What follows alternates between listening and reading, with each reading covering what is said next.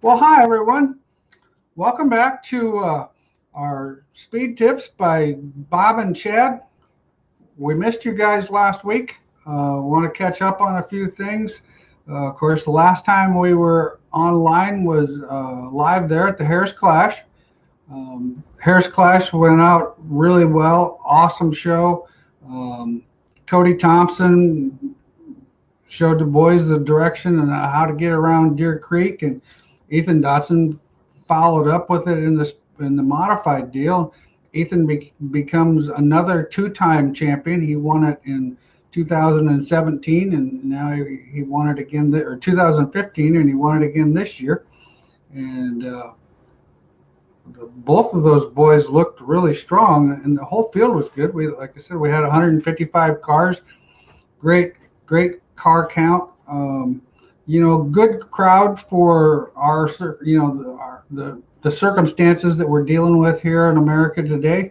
So I was very pleased. The Queenlands did an awesome job. The racetrack was spot on, smooth top to bottom. And like I said, it was the racers put on a heck of a show, and it was pretty cool.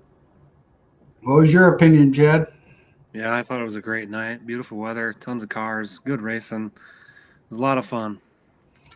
Yeah, that deal always is a lot of fun, and it's such a privilege to be able to go up there and race on that racetrack and have this event there. And so it was pretty cool. We missed all you guys last week. We had a little bit of a difficulty. We had a storm come through here. We had 105-mile-an-hour winds, and they said it was classified a land hurricane. Here at the shop, we luckily didn't have really any damage. When it was going on, the doors were moving in and out quite a bit, and I was kind of thinking at that time, wonder why we're in a metal building. Maybe this isn't such a good idea. But it finally blew over and everything was fine. And then I got to thinking, I should probably go home and check out my house to see if anything happened there. So I went in there, went to the backyard, and um, 5 of my 6 trees are on the ground. And I'm thinking, well, this looks like a mess. I had a willow tree.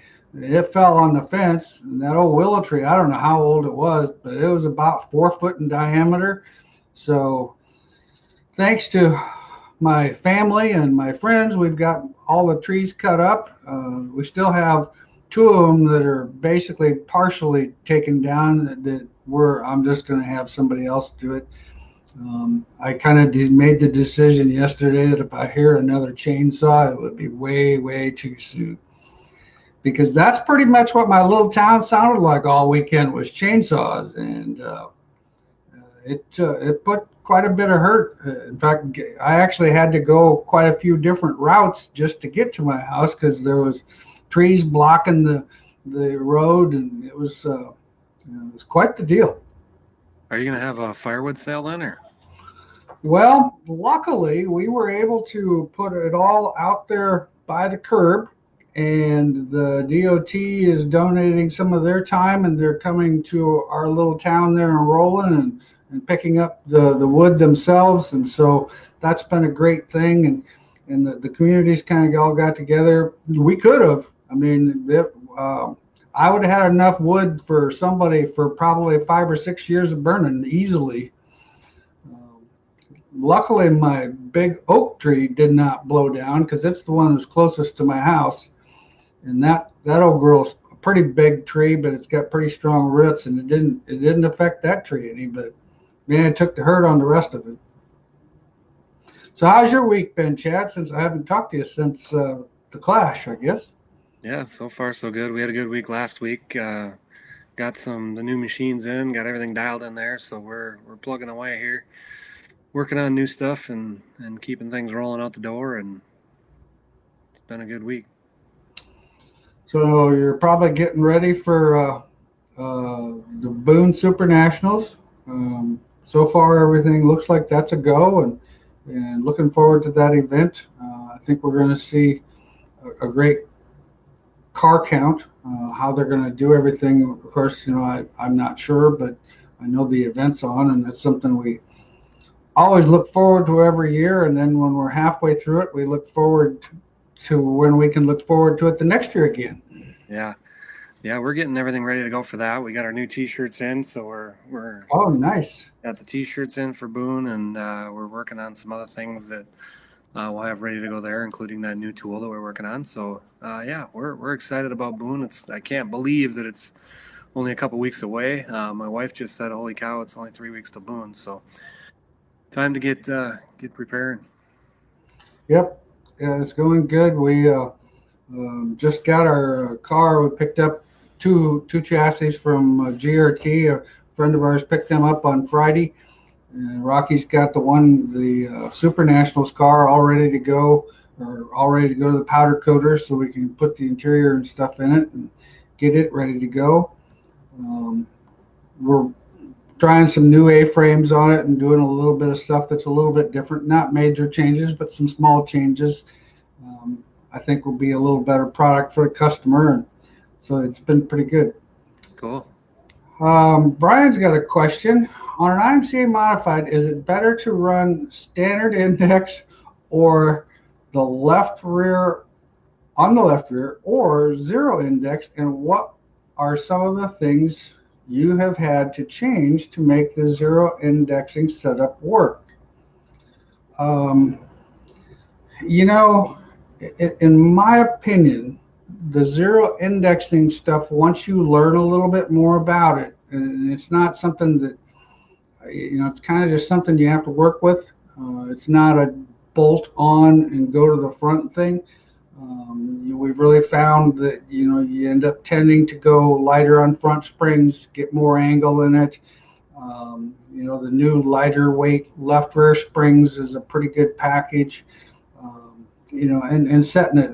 We're working on a car today. In fact, I was working on Jake McBurney's car.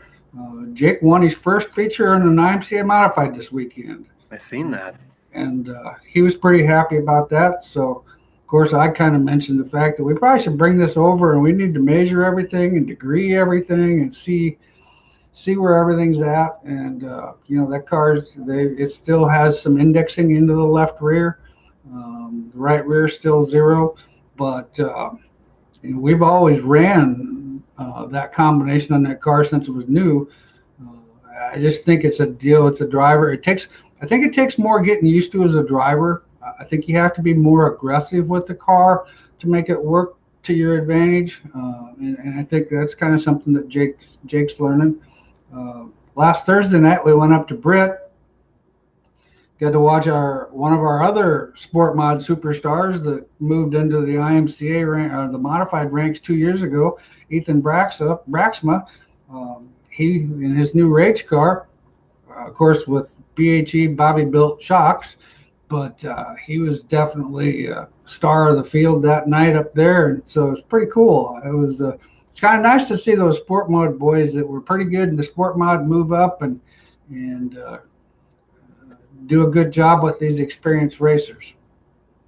So in my opinion, I like the zero indexing stuff. Like I said, I do believe that you've got to, the driver has to be a little bit more aggressive, probably a little more angle on that upper bar. Definitely the softer front springs seem to bring that to life a little bit more. What's your opinion on that, Chad? What have you, the general consensus? Yeah, I mean, it's, like we keep saying, it's the biggest trend right now, and I personally would run it all the time. I mean, if there's an advantage and an opportunity to have a bind-free left rear suspension and be able to get more drive angle and more height, but it's still achieving the same steer, I'm all for drive angle. I'm all for traction. But, like you say, it's not a put it on and go kiss the trophy queen situation, and it's not magic. It's something that just takes a little bind out that needs to be tuned accordingly. But yeah, I would run it all the time myself.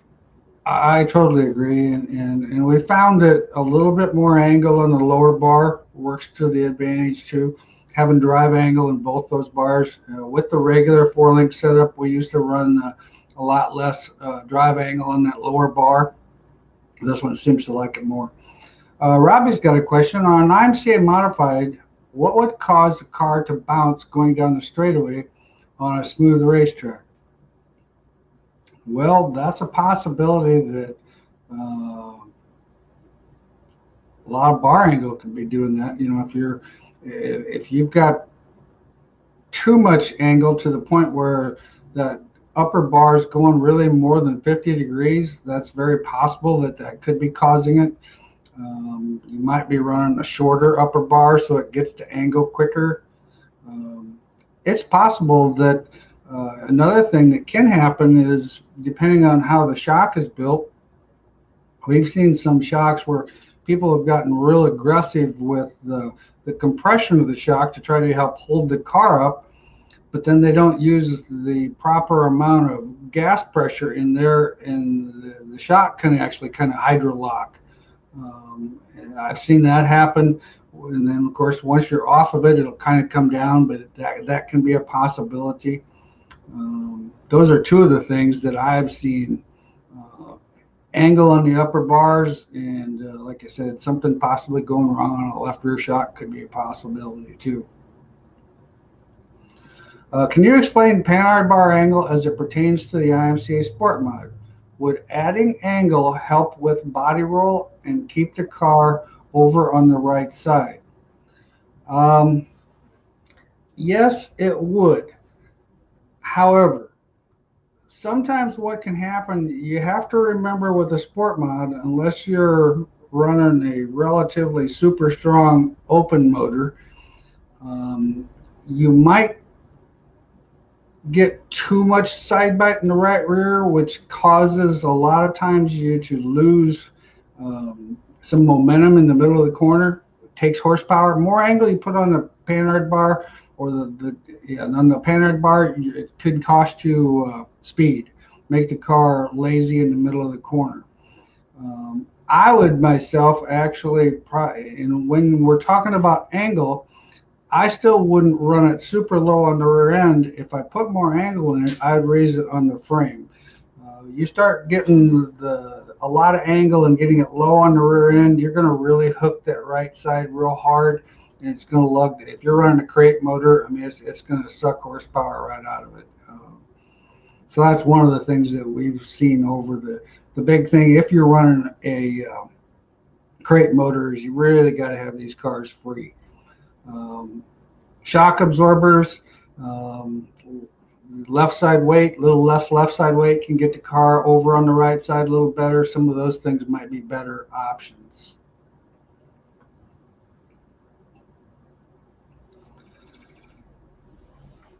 Okay, well, if we got any other questions, feel free to jump on here. We had a question today. I did have a guy that had emailed us, and I'll just mention that right now. Basically talking about his race car, and he says he's got 50 nights on his car, and he wants to know when you tell if a car is used up. Well, 50 nights should not use up a race car by all means. When you get up into the 100 nights, she's starting to, the tubing can only flex so much. What you're going to find when a car is starting to wear out or starting to lose its effect, when you start making changes and the car doesn't respond to changes, when you start seeing cracked welds, it's not out of the norm to start seeing cracked welds up in the front of the car, motor mounts, bars on the right front, things like that. That kind of tells me that maybe it's time for you to look at investing in something that's newer, that has a lot less nights on it.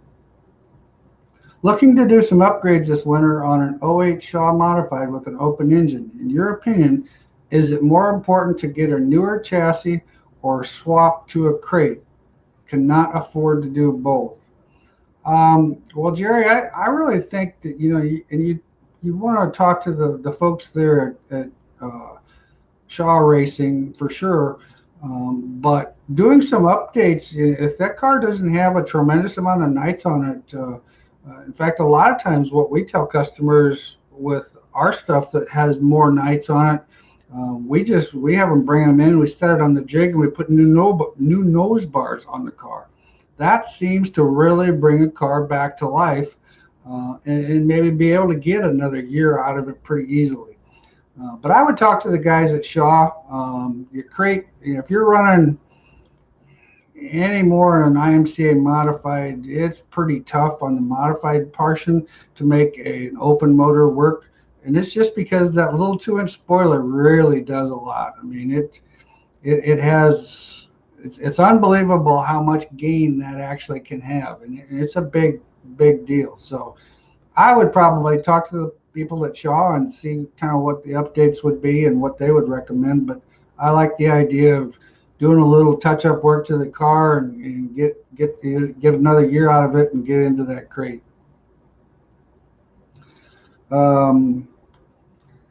Justin says, thanks us for our industry, our offering support, class act, and very awesome. Thank you guys. I appreciate that. Thank you, Justin.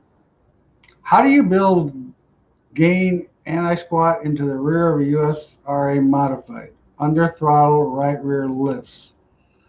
Well, in reality, that's kind of back to the on the right rear. If the right rear is lifting, probably take a little bit of angle out of it. You can use the chain. What I tell people on our cars, we run an 1.75 inches, 1.5 to 1.75 inches free chain on the right rear, so it can come up 1.5 inches. I still think if the car's set up right, you're going to have more traction with the right rear lifting up to a point and being able to get drive angle in the left rear and the right rear. You're not going to get the hike out of the right rear, and you're not going to want that, but you can limit that with shocks and you can limit that with chain. Steel or plastic brake lines. Well, I'm kind of a believer that, of course, fire can cause problems and plastic can melt. There's a lot of plastic brake line material out there that's very good. Easy to run lines, everything is very good. But the problem is they don't like heat or things like that. Safety-wise, I would run steel. When using a Weir's load stick, when do you zero the stick? Is there any videos showing us how to use that? Well, we actually have a video on our tech line on the Knowledge Center. If you subscribe to that, there's a great video on there how to use that and other things. But I'll let you explain it, Chad. Yeah, so the load stick, you zero it before you hook up to the race car so that any load you put on it would read your ride height load. I'm assuming that, again, going over this, the stick is put on after you're scaled. So you have establish your center to center of your scaled number, and then pull the shock off, put the stick on at that center to center, and that'll tell you what that load is. Some guys will zero it and do an incremental move through their motion on the right front. That would be the only time that you would zero it once you're past your ride height number. So zero it to get your initial load at your scaled number off the car when you put it on. And then if you want to get a per inch or per half inch number on your right front as you compress it, then you would zero it every move that you make. Russ has got a question. Right rear, coilover in front. Can you run a spring slider and the shock separate? Easier to make shock adjustments. Yeah, Russ, you definitely can. And we do that quite a bit, especially like in our USRA B-mod stuff and things like that. The only thing is if this is like on a as an example, if this is on a modified with a 4-link rear suspension, you do get a little bit more movement back there. And we've found that you're going to find, like if you've got the shock in front of the spring or front of the rear end, normal travel is 2.5 to 3 inches. When you move it to the back, you have to remember that it's going to actually go in a little bit different arc, because as the body comes down and the rear end wraps up, it's going to wrap away from the shock rather than wrapping into the shock. So you're going to find that you're going to actually have about an inch less travel, and it's just because the bird cage indexes into the spring and actually indexes out of the shock when you have it behind. We've played a lot with different combinations there, and sometimes I do believe that a little stiffer shock might have some advantage on the back of it, but in all reality, I don't think the valving is a big part of it, and it definitely is a lot easier to change shocks. That is for sure. What's a good point on mounting the pull bar on the rear end with multiple holes on brackets? How far off the top of the rear end, and do you go forward of center? As a rule of thumb, we're still in that 11-inch range, like from the center of the housing up, and kind of depends on the pull bar that you run, but the norm seems to be 3 to 4 inches behind the axle housing, in front of the axle housing.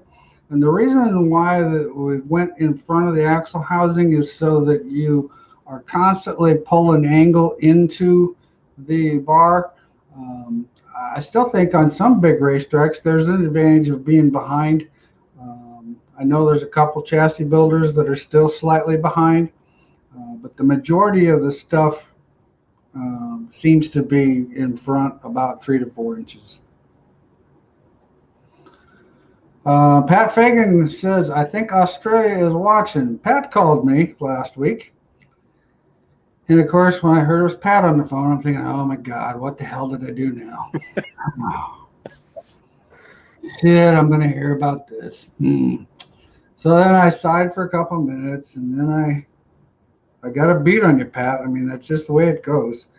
Anyway, so he tells me this story about how some guy from Australia called and bought a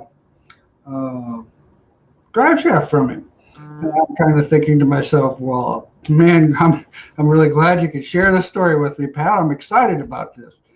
And then finally he says at the end of the conversation, I always ask customers, how did you find out about this?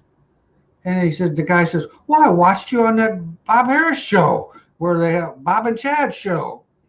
So Pat was kind enough to give me that information, and I thought that was pretty cool. So thanks, Pat. And that was pretty neat when I heard that.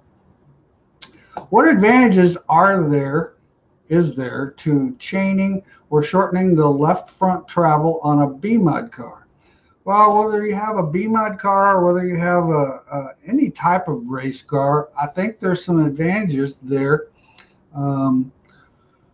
What we have found is by shortening the chain on the left front, you limit a little bit of the body roll to the right rear, which in turn can kind of free the car up a little bit getting into the corner. And now you're going to say, well, if the racetrack's slick, why do we want to free the car up? Well, it's a lot better to have the car be a little bit freer on corner entry and have the driver control the throttle. When you shorten that chain, when the weight goes to transfer, it normally the left rear transfers to the right rear. Well, by shortening that chain, it starts to transfer, but it ends up actually transferring back to the left rear and creates more forward traction. We had a guy the other night at Boone. Bobby was working with him, and this guy's had this car for all years. It seemed like it's been falling on the right rear all the time.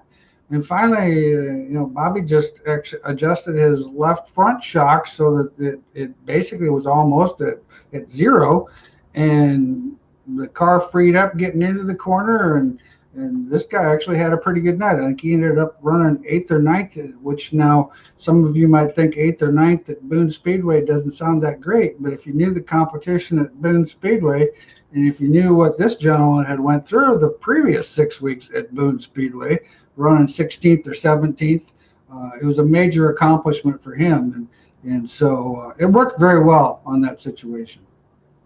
Could you talk about leader trail on the right? Yeah, where it says new comments, I can't read the whole thing, Garrett. Oh, wait a minute.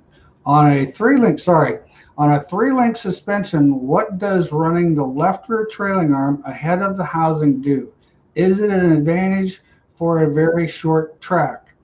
Um, we experimented a lot with that. I really can't say that I ever found that there was an advantage to doing something like that. Anytime you move anything off the center, you're changing reaction time. When you change reaction time, that means it should operate sooner. However, with the angles and everything, if you move too far ahead of center, it might actually try to, if it moves a ways, might actually end up trying to take a little angle out of it. It would be minute, but it could take some out of it. So, in my personal opinion, what we actually do is if the rules allow it, we run the left rear trailing arm about an inch lower than we run the right rear trailing arm, and that seems to get pretty good traction. And with a good amount of angle, is going to be more key on the short track, in my opinion, than something other than that. Now back to, could you talk about lead and trail on the rear end and the effects and pinion angles?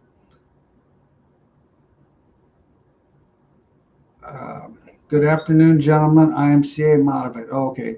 Yeah, thank you. Um, well, lead and trail can be a big advantage. It's, in my opinion, it's one of the easiest tuning things that you can do on a car.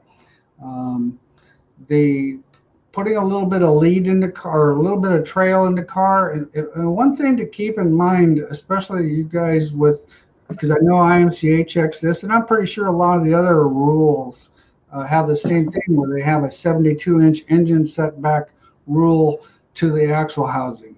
So if you're going to put lead in the car, you have to do it by lengthening the left rear. Otherwise, you could shorten the right rear, but it might make you illegal if they check your actual engine setback. The trail in the car helps the car turn. The downside to trail, if you have a lot of trail, I think it can kind of hang the tail of the car out a little bit longer coming off the corner. If you can drive it from the bottom up to the top of the racetrack, you can kind of get away from that. But otherwise, if you're trying to pinch the car coming off the corner and you've got trail in it, the tail is going to want to step out on you. I use lead quite a bit. And when people talk about lead and trail, keep in mind, if we put a quarter of an inch or half an inch of lead in a car, as an example, our overall dynamic might be 3 inches of actual trail in the car when you have all the angle in the left rear where the left rear moves ahead and the right rear moves back. All we're doing is we're changing that dynamic thing so that it's only 2.5 inches. And so you're still always going to have, no matter what, you're always going to have trail in a car, but in a static mode, I think it can be an advantage. Pinion angles, some people believe that you can run more pinion angle and gain some traction. In my opinion, when people do that and they believe that it helped, I think it has more to do with the fact that they moved their pull bar location ahead. Because by pulling down on the pinion, you take the top plate where your pull bar is mounted to, it's going to go forward. And you're going to change some angle there. I still believe 7 degrees, magically, whatever you're getting for movement on the pull bar, I think you need to get it so you check that movement. I don't like to see the ever go past 0. So the point where when you're up on the bars and everything's all in dynamic mode, that you're not going past 0 on your pinion angle. Chad, does the ball and the swivel cups ever need serviced or replaced? Kevin McFarland. Yeah, I would weekly clean it out weekly and put some spray grease in there weekly. Once in a while, probably pop the snap ring out and take a look at it and see how it looks. But They've been pretty good since we switched to making our own stuff in-house. We were using a ball that we bought from a different company, like a rod end manufacturer. We had a bunch of problems in the first year we made them where the Teflon wore out in them. But what we're making today is pretty bulletproof unless you crash and overextend your spring and break the ball for some reason. Then you would have to service it and just put a new ball in it. But keep them clean, keep them greased up, and as long as they feel good, they're good to go. Pull bar recommendations for a UMP type car being run in a class with a soft 10-inch tire and a 602. The car still has a 600 to 1200 progressive spring as when it was run with an open motor. Should I be looking into something different with the big tires, low power on a slick type racetrack? Well, keep in mind the pull bar. What we want the pull bar to do is move in a timely fashion. In other words, if we have too stiff of a pull bar, it's going to be easy to break the rear tires loose on a slick racetrack. If you actually have too soft a pull bar, what's going to happen is you're going to get a lot of motion, but the drive is not going to get run through to the tires to the racetrack. And when it does, it can actually break the tires loose too. So, what before I would try switching what you have, I would actually try putting more preload in the combination that you have, maybe making it a little bit stiffer. A little bit stiffer might take a little traction away. Keep in mind, like I said, that's kind of a delicate deal. You can change the whole car by a quarter of an inch of preload on that thing. The new puck bars, like the bars that Chad has, they work very well for that low horsepower stuff. Chad can kind of tell you about the different colors they have and what the advantages they are. Yeah, I mean, we make pretty much any pull bar known to man. We've been searching for magic in a can or out of a can, but anything can be tuned. I just built a couple spring bars last week for a UMP car. That was an open engine modified, but when you compare that 10-inch tire that with limited horsepower to the skinny tire, that spring will probably be fine. You just need to tune the preload, just like Bob said, and that 600 to 1200 is a pretty good spring. But See, pucks on a big horsepower engine, you tend to beat up them pucks too much, and then they go away. But a UMP car like that with a 10-inch tire, I would be pretty confident putting a puck bar on that also. And you probably want to get an inch and a quarter, inch and a half travel out of that bar you have there, I would say.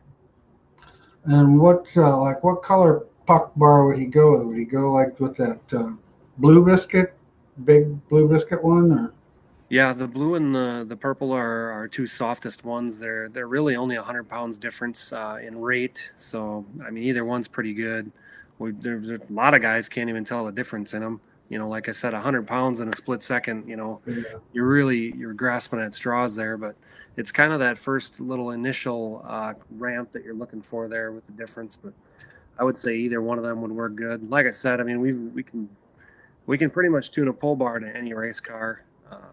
Based on the amount of travel it's getting and the traction it's getting. And, for years we've always tried to find magic there, and really the magic is finding something that works good and you don't have to work on it every night. Well, and the other thing that I've found with pull bars in general is it can be very driver specific.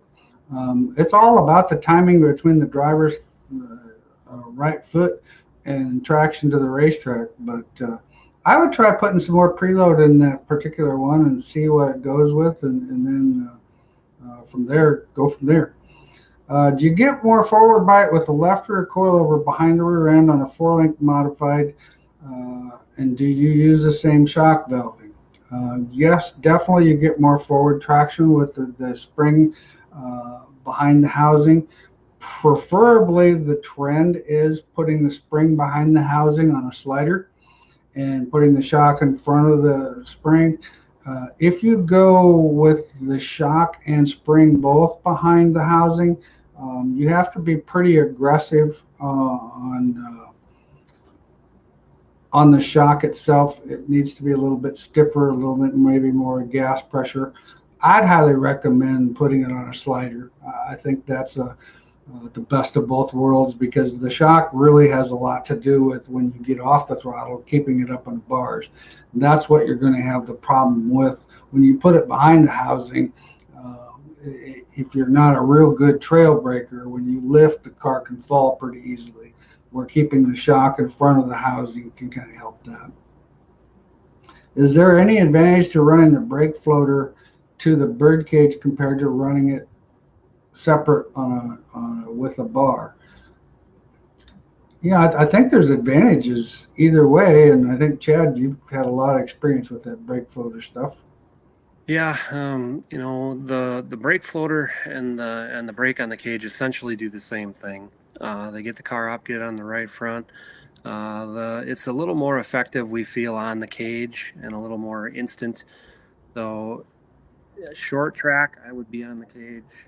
Big track, I would be on the brake floater arm. There's some tunability there. If you got a guy that goes in the corner and is very hard on the brake pedal, he's probably not going to like it on the cage, because he's going to bury the right front of the racetrack, and then the car's just going to get into a drift push. So it kind of depends on the guy driving, the track you're at. A lot of guys, will switch back and forth. That's why we made our combo cage, where with 2 bolts you can simply go from on the cage to the brake floater arm. So it's one of them driver preference deals again. Like I said, a short track, I would have it on the cage, and a bigger track, I would have it on the brake floater bar. Our folks in Iowa City are watching tonight. Thank you very much for watching our show. We appreciate it. We have a good time with this. And next question, what's your thoughts, Chad, on the Edge chassis / RT20 special pull bar? I honestly don't know anything about it. I thought Ricky was on a spring, but I'm not really sure what that Edge chassis one is, and I think it's a big black puck, and I don't know anything about it. Okay. Oh yeah. Well, once again, we earlier in the show we talked about why we weren't here last week was because that big land hurricane that came through Iowa, and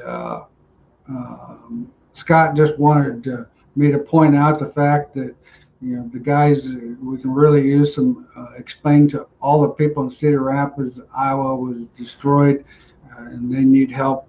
Cedar Rapids was hit very hard. We were fortunate here in Ames. Ames was out of power for a couple days. I think there's people in Cedar Rapids that still do not have power, and it's been a week.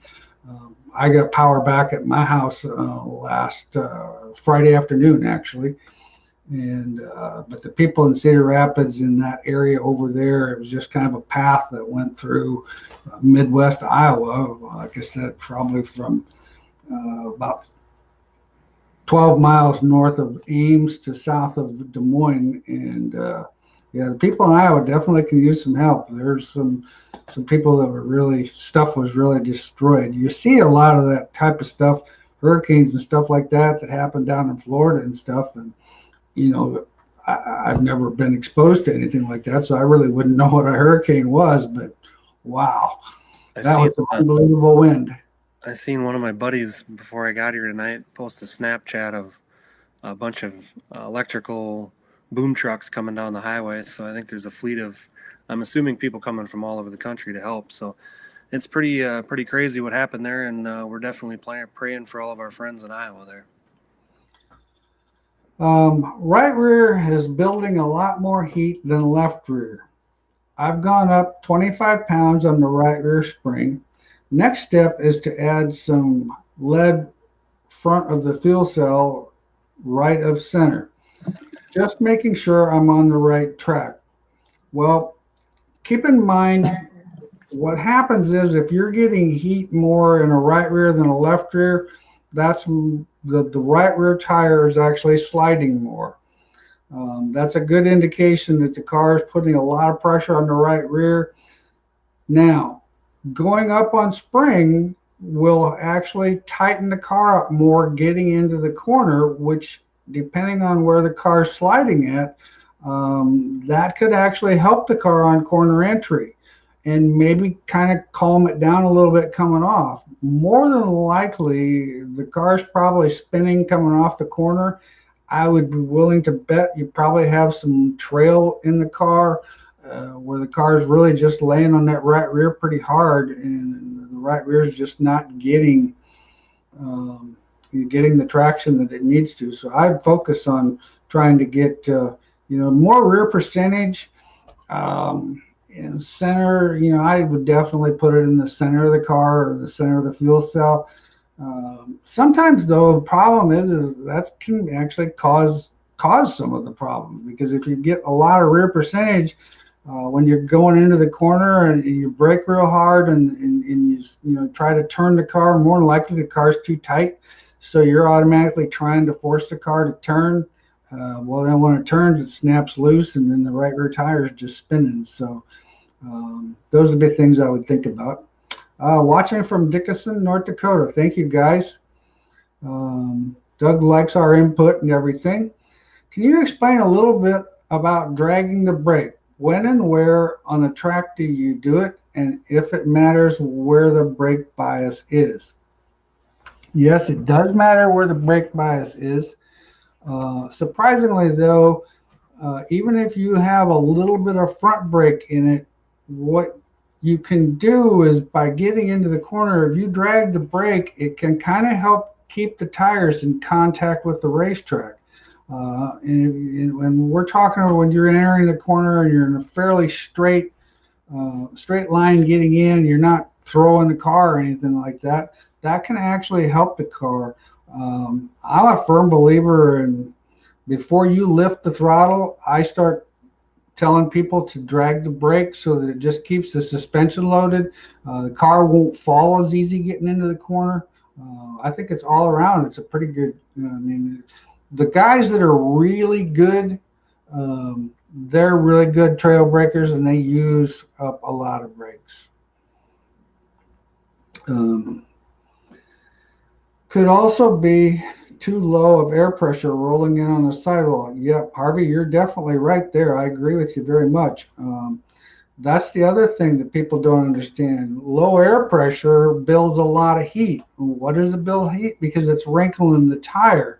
Well, these tires have a harder sidewall, and so if you start trying to wrinkle the tire with low air pressure, that'll create way more heat buildup than if you're just spinning the tire. So that's a good point. I appreciate that, Harvey. I'm glad you brought that up.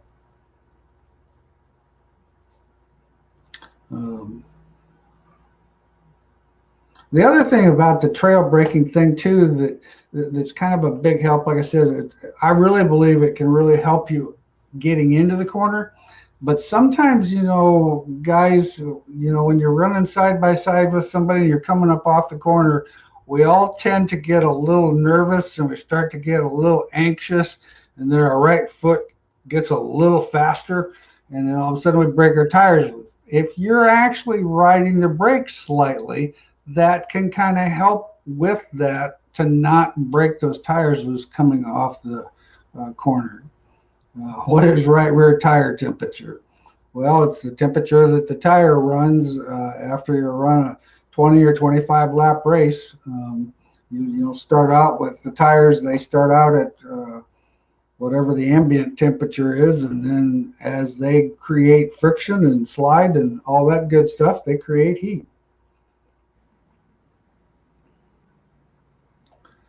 Well, we've got about 15 more minutes left here. If we've got any other questions.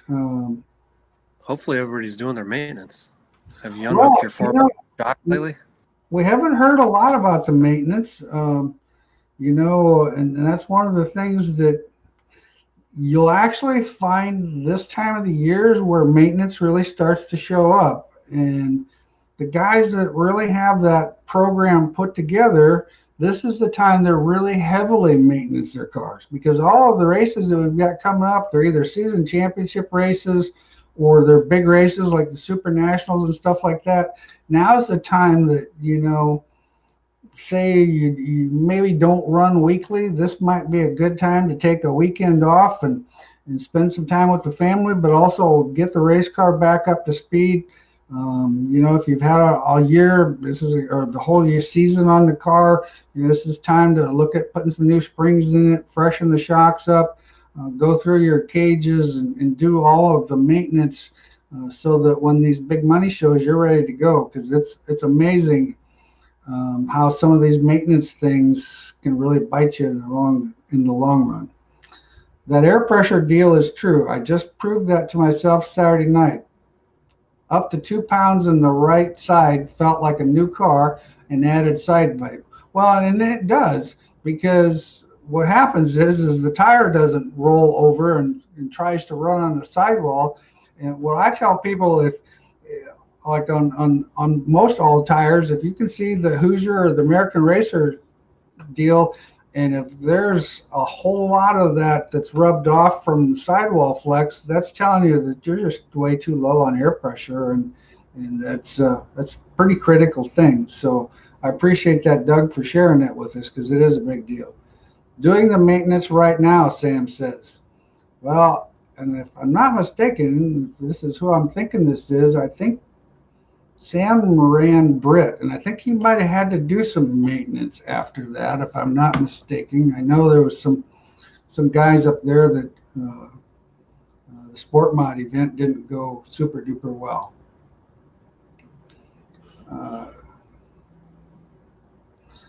Yeah. TJ, if you're running 12 pounds and you're buzzing the top of the cushion, you need to be at 15 easily. On zero index, do you want the birdcage zero at drop slightly or slightly indexed into the spring? Well, that's a common misconception of the name. Kind of like the birdcage doesn't have any birds in it. It's a suspension cage. The zero index trend was kind of brought upon from the late model world, and we should have renamed it like we did the suspension cage. But you want the cage still set like you would normally set it at 0 to 3 degrees into the spring at ride height. And the term comes from, I believe, when the car droops and falls, that the 4-link rods are at 6 and 12, i.e. zero index. But the cage is still indexing into the spring 18 to 20 degrees. So we've had a lot of people call and say, I can't get this thing to hit zero when it falls. I'm like, that's not what you're supposed to do. You're supposed to move the bars, do the deal, and get it to go through the motion. And then, the idea was that the 4-link rods with the zero index package would stop at 6 and 12 and not be so cammed over. So that's the misconception with the whole thing is, should it be zero ride height? Should the cage be zero at droop? And yeah, it's 0 to 3 degrees into the spring at ride height, and then the cage still indexes, still builds traction like it would normally build traction. Just when it falls and stops, the magic spot was 6 and 12, according to somebody. Well, and we've got a very good video on our Knowledge Center about that zero indexing deal. It might help if you have any more questions. What's the best starting point neutral setup for a 2018 stock car 500 motor setback? Whoa. I'd probably call our old buddy Chad. Our old buddy Paul. I think I'm just going to give you kind of what little I really know about. I know quite a bit about them, but I don't know some of the details on the setup like I used to, because I don't get a chance to work with a lot of those guys. Bobby works with quite a few stock car guys, but I think a lot of those guys are running, about 52% left side weight. They're right at 125 pounds of bite. They're big into the same spring combination. Pretty much basically nowadays a stock car and a sport mod are very, very similar in handling characteristics and spring wise. Now their motor setback is a lot further forward, so you run a little stiffer spring combination, 800 and 1,000. I know there's some guys that are trying some really soft stuff up there. I think that has merit on some racetracks. I don't think it's a very good universal setup. In other words, I don't think it's a deal where you can show up at every racetrack and expect it to work. I still hear the numbers of 1,000 right front, 800 left front, left rear. I think a lot of these guys are talking about the 16-inch 125 and like a 13-inch 225 in the right rear, very similar to like as a number wise we'd run on a B mod or something like that. Where should tire temperatures be? Um, as a rule of thumb, if we can get the left rear and the right front to be within about 10 degrees apart, I think they're pretty good. And what I'm talking about is where the right front's about 100 to 110 degrees, left rear is about 110, 120 degrees. Your right rear, if the car's working really good, your right rear is going to probably run 10 degrees more. That's just not out of the norm, just because when you get into the corner, you have a lot more G-forces loading that right rear tire. If you're starting to get stuff up around 140, 150, you need to work on your setup. These tires will still work at that. The problem is, of course, if you run a heat cycle that's really where they're pretty warm, it might struggle to come back the next heat cycle and be as good as it was before. So you got to be a little careful about that. Does an overslung chassis have an advantage over the underslung chassis for a northern sport mod? In my opinion, if the chassis is built right with the correct bracing, I don't believe there's an advantage or a disadvantage. I think the under rail cars may be a little stronger car, but as far as our GRT stuff is all over rail. Now I know Rage built Jonathan Logue an under rail car. That's kind of what when I was building race cars at Harris Auto Racing, that's what we had was under rail cars. I think they both have their merit. In the late model world, some of those guys have kind of went to that trend of the under rail car to make the tail more rigid, and that's what their opinion is. I can't say one way or the other. Like I said, our cars are over rail cars. Pros and cons of chaining the left front at ride height. Well, I don't know if I'd want to change it at ride height. Chain it at ride height. That's going to be a little bit too severe. I would probably chain it so that you have at least 1 inch to 1.5 inches of drop. On a real heavy racetrack, or some other racetracks, maybe you could have a little bit more drop if you want the car to roll on the right rear a little bit more. As a rule of thumb, we're in that 1 inch to 2 inch range. What's good air pressure to run on an IMCA Hoosier G60? Right sides, I believe that you should run somewhere around 15 pounds.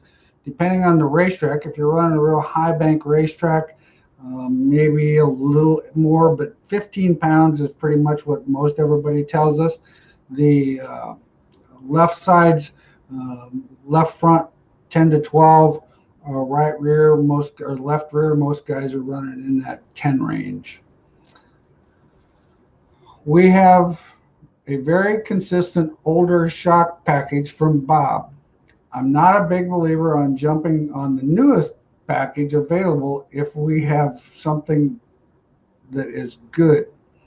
Do you think we should upgrade or be willing to maintain our older stuff when we get the car back out? Justin, I'm not completely sure. New technology is always a pretty good thing, but once again, probably where you're going to be racing that car and in that division, that shock package is probably pretty darn good. So I wouldn't get super nervous about it as long as they haven't had a tremendous amount of nights on it. Yeah, and Scott, you're right. If you can't run a chain, of course, then there's no reason to worry about chaining the left front. It just all depends on the rules. Northern Sport Mod, on a dry, slick racetrack, what is a common number for bite without the driver? 200-pound driver, also rear percentage. I've always been in that 50 40 to 50 pounds without the driver. If we put the driver's weight in the car, somewhere in that 60-pound range for a Northern Sport Mod, I think is pretty good. Depending on the driver, and if you need the car to be a little freer getting in and maybe a little better off, you could increase that a little bit. The more left side weight or the more left rear weight you have on that tire will free the car up getting in, which sometimes you think that will help you getting off, but if it gets too free getting in, then you've lost traction and it's just not going to help you there. Okay, well, we're getting to the point where it's 7:55, so we just got a couple questions left to go. Don't want to, like the stock car guys, here's our video. This is a good program. This is an online video, or we've got our DVD available for the stock car customers. This was Paul Berger, and was one of our key speakers in this event. So it's our last year's school. Be a good thing. The multiple fuel cell mounts. Where do you like it mounted? Well, every car is a little bit different. As a general rule of thumb, I still like to see, depending on how big it is, I still would rather see the fuel cell be a little bit higher in the car, maybe a little bit to the left and a little bit higher. Actual measurements, I really don't actually have measurements. I can take some measurements this week, and if you, DJ, if you want to give us a shout back next week, I will make sure and look into that, what the actual measurements are. I know, like with our sport mods, we run a 16-gallon fuel cell, and the bottom of it is above the axle housing. So I like to see the car, the weight up there higher with the fuel cell, because then you can actually run less fuel and make the weight lower if you need to. It's easier to adjust rear percentage rather than changing weight with fuel, and those kind of things are kind of an advantage. You can build a short shaft shock. Oh yeah, Scott's replying to Ryan. You can build or lift your shock mount. Yeah, good points there, Scott. I appreciate you helping there. Is the Wilwood brake and rotor package that you sell for $3.99 the one with the different aggressive pads on all four corners? Yes, Robbie, that is. That package is it's a softer right front, medium left front, and some aggressive rears. Thanks, guys. Once again, we enjoyed doing the show here, and Neil just told us thanks. He appreciates it. DJ is replying to David, the 16 to 18 inches above the ground. That actually sounds like a good number. Like I said, we had a customer that his car from last year, he sold it to his brother, and this was the car I was telling you about that was constantly laying on the right rear. Come find out, he actually had his fuel cell an inch higher than his old car was. And of course, he's a little bigger guy anyway, so his center of gravity is a little higher anyway. So he actually lowered his fuel cell and actually made the car not get on the right rear as hard. So, that's something that can be adjusted, and that's why they have a lot of those holes in there. Adjusting a fuel cell is way more work than what I would actually want to do. I would leave the fuel cell alone and move a piece of lead if I needed to. Well, Joey, we want to thank you for getting in on here. We appreciate your hi, and we're right at that point where, Chad, you got anything else you want to talk about quickly? Nope, that was a pretty good show. Thanks everybody for tuning in.